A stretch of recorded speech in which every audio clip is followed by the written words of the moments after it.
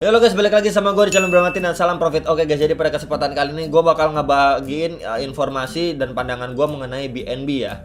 Jadi ingat sekali lagi, gue nggak nyebar fear, gue nggak nyebar food di video ini. Gue hanya ingin men-sharing apa yang ada di pikiran saya pribadi buat kalian lebih berhati-hati. Kalau misalkan kalian anggap ini informasi nggak jelas, ini nggak bakal terjadi, ini nggak mungkin dan lain sebagainya, udah abaikan aja gitu ya guys ya. Ini cuman untuk kalian itu wanti-wanti, jangan nanti ada yang komen, aduh bang kata lu Binance begini begitu, ini buktinya Binance naik ya. Udah itu kan bagus berarti kan.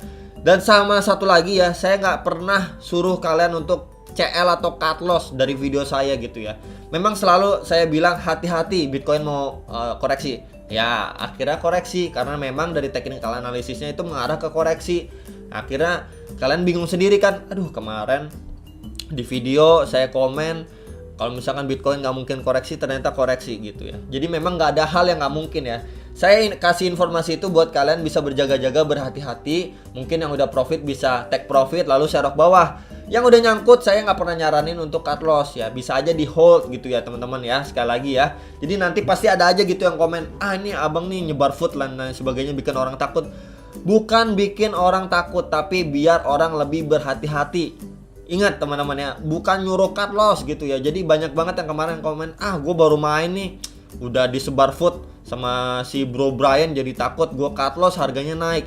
Gak ada yang nyuruh cut loss, juga gak ada yang maksa beli dari video saya gitu teman-teman. Ini hanyalah video referensi aja, keputusan di tangan kalian ya. Jadi memang berita baik ataupun buruk selalu saya info. Buat apa? Buat lebih bisa berhati-hati. Kalau ada berita buruk, berarti ini lumayan bahaya juga ya resikonya. Nah kayak gitu, jadi ada pertimbangan lain, nggak cuman baca-baca ini kabar positif, ini kabar bakal naik harga, tiba-tiba sekalinya dibanting, kaget, shock, nggak siap mentalnya. Karena apa ya, merem akan berita-berita negatif itu, banyak orang merem nggak mau tahu ya teman-teman ya. Jadi investasi kayak gitu yang salah gitu ya. Giliran dikasih berita buruk dikira nakut-nakutin, ternyata nanti suatu saat amit-amit kejadian ya kita udah prepare for the worst gitu teman-teman ya. Jadi udah siapin untuk kemungkinan terburuknya gitu, bukan maksudnya buat cut loss atau nakut-nakutin. Jadi lucu aja gitu, kadang saya baca-bacain di komen gitu, ini gara-gara bro Brian jadi saya takut, saya cut loss. Astaga gitu ya, bukan maksud saya untuk cut loss, suruh cut loss gitu ya teman-teman ya. Itu mah keputusan di tangan masing-masing, mau cut loss kayak, mau scalping kayak, mau hold kayak gitu ya. Saya mah cuman kasih info aja, ternyata lagi ada berita buruk, udah gitu aja gitu ya teman-teman. Jadi Binance sekarang teman-teman ya, kita bahas Binance ya. Binance dan KuCoin itu emang lagi diserang nih ya. Jadi beberapa negara udah nutup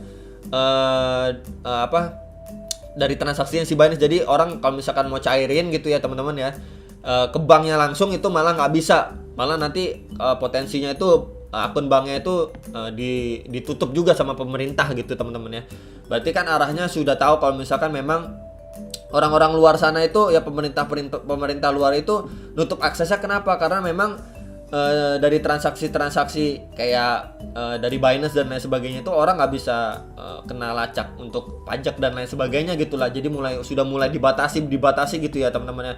Seperti Binance, terus exchange KuCoin juga di beberapa negara gitu ya teman-teman ya.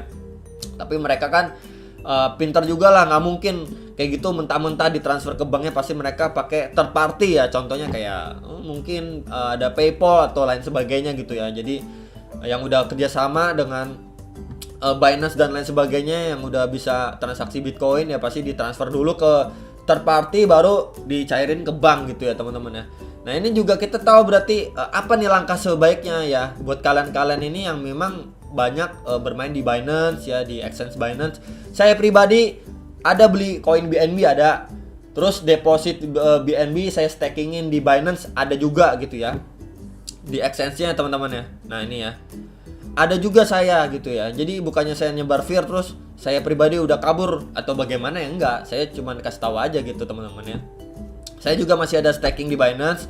Binance itu masih bagus ya teman-teman ya. Binance atau BNB masih peluangnya bagus buat scalping ya teman-teman. Kemudian buat staking juga lumayan, staking 1 bulan kan masih bisa ya BNB di Binance ya. Walaupun 2 bulan dan 3 bulannya itu udah sold out, udah nggak bisa di stakingin gitu ya teman-teman, udah sold out ya. Jadi memang lagi diterpa masalah si Binance ini dan lain sebagainya. Belum waktu itu isu soal USDT juga. Jadi ya memang banyak isu-isu yang beredar gitu ya. Nggak cuman di kripto, dimanapun lah, di saham di mana-mana aja pasti ada aja masalahnya. Jadi nggak usah terlalu kaget, panik dan lain sebagainya gitu ya. Jadi memang masih bisa dimainin lah untuk Binance ini teman-teman ya. Tapi untuk berjaga-jaga ya, jangan kalian semua taruh di Binance. Dipecah-pecah guys ya. Misalkan ada di Indodax, terus di Binance gitulah. Contohnya gitulah. Kalau saya pribadi taruh di Indodax sama di Binance. Jadi di Binance itu khusus untuk yang mungkin buat di hold atau di stakingin gitu ya. Kemudian di Indodax itu saya lebih ke scalping ya teman-teman, dan ada beberapa koin yang memang nggak bisa di staking di Binance, ya udah saya hold aja di apa namanya, di Indodax gitu ya teman-teman ya. Jadi amit-amit kalau misalkan nanti Binance kenapa-napa, ini kalau kenapa-napa loh ya, bukan pasti tapi kalau. Jadi dana kalian itu masih ada di exchange lain. Makanya kenapa saya waktu itu udah sering banget infoin, kalau bisa kita taruh, misalkan modal kalian ya contoh 10 juta lah. 10 juta kalian bisa taruh di 2 exchange atau 3 exchange gitu ya teman-teman, dipisah-pisah, dipencar-pencar ya. Salah satunya Indodax. Kenapa ya? Apa namanya? Yang udah resmi di negara kita lah, minimal kita ada gitu, salah satunya ya. Salah satu contohnya Indodax dah. Walaupun memang saya itu nggak disponsorin Indodax ya teman-teman ya. Jadi itu untuk Binance. Kemudian yang nanyain harga Binance gimana, BNB bisa di scalpingin di harga berapa? Ya, ini bakal saya share menurut technical analysisnya ya guys ya. Oke, jadi dari BNB sendiri tadi udah mengalami penurunan sampai 4.240 ya. Terus naik lagi sampai sekarang 4.335.000 ya. Jadi memang area untuk antri bawah BNB nih ya, kan menjelang nanti Sabtu Minggu, itu kan hari Minggu itu kan apa namanya, tanggal merah di luar sana gitu kan teman-teman, itu ngaruh gitu ya. Untuk biasanya mengalami penurunan ya, kalian bisa antri di sekitaran berapa ya, sekitaran sini kira-kira ya, ini perkiraan ya guys ya. Itu antri sekitar 3,8 lah, 3,8 juta sampai 4,150 ya. Nah, sekitaran sini kalian bisa antri di 3,8 juta sampai 4 juta 150.000. Itu adalah range ya untuk kalian antri. Kemudian area TP-nya pasti area TP yang dekat-dekat aja dulu teman-teman, targetnya. Target TP-nya itu yang dekat-dekat. Yaitu ini saya warnain warna hijau aja ya biar beda warnanya. Itu sekitar 4.250 sampai 4.500-an. Yaitu adalah range apa namanya, area TP nih. Sekitaran hijau ini TP terdekat, ini adalah area seroknya gitu ya, yang mau antri bawah. Jadi scalpingin masih tektokan di sini-sini. Tapi untuk next-nya itu di sekitar berapa? Yaitu next-nya itu di 5 juta, 5,5 dan 6 juta gitu ya. Untuk si atau area TP si BNB gitu ya. Jadi yang nanyain udah saya jawab ya teman-teman ya di video ini. Area buy-nya di berapa, area TP-nya di berapa ya. Resist-resistnya next-nya itu di 5 juta, 5,5 dan 6 juta. Itu adalah resist-resist terdekat ya. Kita jadi nggak ngomongin yang 10 juta atau lain sebagainya, ini kita ngomongin yang terdekat. Ya buat yang kalian masih bisa scalpingin saat-saat ini gitu ya teman-teman ya. Jadi area buy-nya tadi 3,8 sampai 4,15 ya teman-teman ya. Terus area jualnya itu ya kisaran 4,2-an ya, 4.250 sampai 4.500-an. Itu adalah area TP. Jadi memang dia mentoknya itu di 4,5 nih berapa hari ini ya teman-teman ya. Mentoknya itu di 4,5, dia belum bisa nembus sampai 5 juta, 5,5, 6 juta itu belum kuat. Nah kemudian juga untuk bulan Juli itu adalah burn-nya BNB kira-kira di pertengahan bulan, tanggal belasan sampai tanggal 20 itu kira-kira BNB bakal burn. Nanti biasanya setelah burn seminggu kemudian baru dia mengalami kenaikan yang cukup lumayan lah. Jadi kita masih besar harapan BNB di bulan Juli itu ya masuk area 7 juta sampai 10 juta range-nya ya. 7 sampai 10 juta range dari si BNB ya. Tapi balik lagi Bitcoin-nya seperti apa ya. Jadi ini sekilas pandangan saya mengenai BNB. Untuk scalping, untuk kalian mau hold juga silahkan. Ini koin bagus, bisa kalian staking juga di Binance. Ya teman-teman masih bisa bermain untuk area-area ya, beberapa bulan ini masih bisa. Tapi selalu berwaspada, jangan semua dana kalian masukin di BNB, beli BNB ya teman-teman. Walaupun mungkin ada yang bilang BNB ini fundamental bagus dan lain sebagainya. Nggak mungkin. Ingat, nggak ada yang nggak mungkin ya guys ya. Kita itu jangan ngefans sama koinnya, kita itu cari cuan dari koin gitu. Jangan fanatik sama koin, itu udah salah besar gitu ya. Kalau misalkan kalian bela mati-matian koin, kalian dapat apa gitu kan? Mau bilang BNB itu adalah udah paling bagus kayak paling kalian dewa-dewakan kayak ya udah. Kalau misalkan dia mau SOR begini mau ngomong apa kalian gitu kan. Mungkin dari kemarin banyak yang bilang BNB nggak bakal begini, BNB itu kuat ya, BNB Binance itu kuat, nggak bakalan SOR harganya, nggak bakalan hancur juga harganya, nggak bakalan nyampe 4 juta harganya.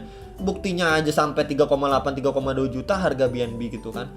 Jadi nggak ada yang nggak mungkin guys ya, inget ya, nggak ada yang nggak mungkin. Kita itu selalu berhati-hati. Lalu yang nanyain beli harga di mana yang aman, itu nggak bakal ada harga aman selagi kalian itu main di kripto yang udah kalian harus tahu itu harganya fluktuatif banget ya. Jadi sekali lagi kurang-kurangin nanya beli di harga berapa yang aman. Itu nggak bakal pernah ada harga aman itu mau harga berapa guys ya. Even kalian beli BNB di harga 4 juta pun ternyata dia masih bisa SOR ke 3,8 3,2 juta ya. Nggak ada harga yang benar-benar aman gitu ya. Jadi kalau ada yang komen atau ngasih tahu kalian ya, entah temen kayak entah grup VIP kalian, beli di sini harga aman 100%, itu udah kalian jangan mau dibodoh-bodohi ya teman-teman ya. Itu pesan saya. Apalagi bilang BNB ini udah paling bagus ya, BNB ini itu ya, itu udah menurut saya sih udah bukan cari cuan lagi, itu mah udah fanatik banget gitu ya. Jangan terlalu dekat-dekat sama orang yang terlalu fanatik sama koin guys, hati-hati gitu ya, hati-hati aja. Menurut saya hati-hati kalau terlalu fanatik sama koin ya, itu bisa jadi awal kehancuran gitu ya. Nggak siap mental nanti kalau harganya dibanting, itu banyak yang nggak siap karena terlalu fanatik. Ya terlalu fanatik identik sama apa? Identik sama pikirannya itu bakal naik cuan gitu teman-teman ya. Itu sih saran dari saya aja karena saya nggak pernah fanatik sama koin manapun, termasuk XRP dan BNB yang menjadi andalan saya. Itu saya nggak pernah fanatik. Jadi kalau harga dibanting ini ya udah saya nggak kaget gitu ya. Kalau yang kaget itu yang biasa yang fanatik atau terlalu mengeluh-eluhkan BNB atau koin-koin lainnya gitulah. Jadi jangan mau terlalu fanatik, tuh bahaya. Itu aja guys pesan saya, dan sampai jumpa untuk next video. Salam profit.